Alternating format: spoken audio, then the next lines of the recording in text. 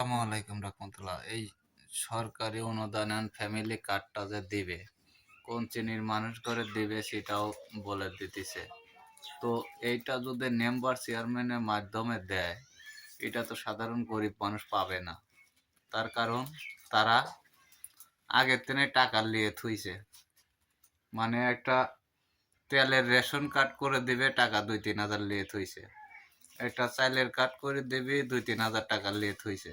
তো এরকম প্রতিটা মেম্বার চেয়ারম্যানই, যেমন আমার এলাকায়, এরকম অন্য এলাকাও তো হয়। তো একটা কার্ড দেওয়ার আগে যদি এরকম করে অ্যাডভান্স টাকাই নিয়ে নেয় আগেই, তাহলে আমরা সাধারণ গরিব মানুষ পাবো কিভাবে? আজকে একটা সত্য ঘটনা আমি আপনাদের দেখাবো।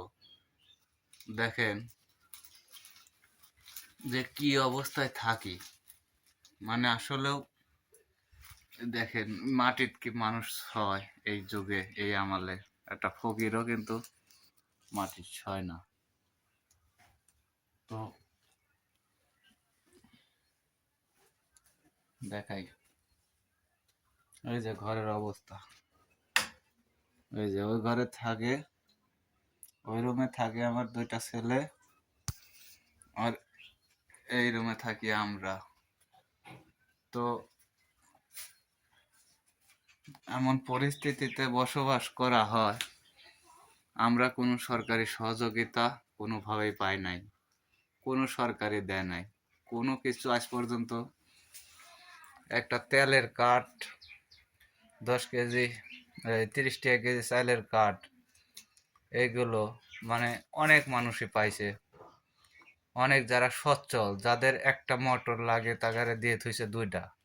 তাদের কিন্তু যোগ্যতা আছে মোটর দেওয়ার মতো, মানে নিজের টাকা দিয়ে তাদের দিয়ে থুইছে 2টা, 2টা করে, এরকম অ্যাভেলেবেল রেকর্ড আছে। তো আপনারা ফ্যামিলি কার্ডটা দিবেন একদম। আপনারা অনলাইন থেকে এখন বাই করা খুবই খুবই সহজ জিনিস, যে আসলে কার কি আছে না আছে। তো ওগুলো দেখে শুনে, মানে প্রশাসনের মাধ্যমে দেন, তাও মনে হয় যারা দরিদ্র মানুষ তারা পাবে। সেনাবাহিনীর মাধ্যমে দেন, নাহলে পুলিশের মাধ্যমে দেন, কিন্তু মেম্বার চেয়ারম্যানের মাধ্যমে দিলে যারা চলতে পারে, যাদের এটা লাগবে না, তারাই পাবে। আর সাধারণ মানুষ বঞ্চিত হয়ে যাবে।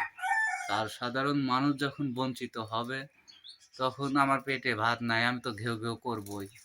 তো এরকমই হবে। আর ঘেউ ঘেউ যখন শুরু হবে, তখন মনে করেন যে সব কিছুই উল্টাপাল্টা শুরু হয়ে যাবে। তো সবাই ভালো থাকবেন। আসসালামু আলাইকুম রহমতুল্লাহ।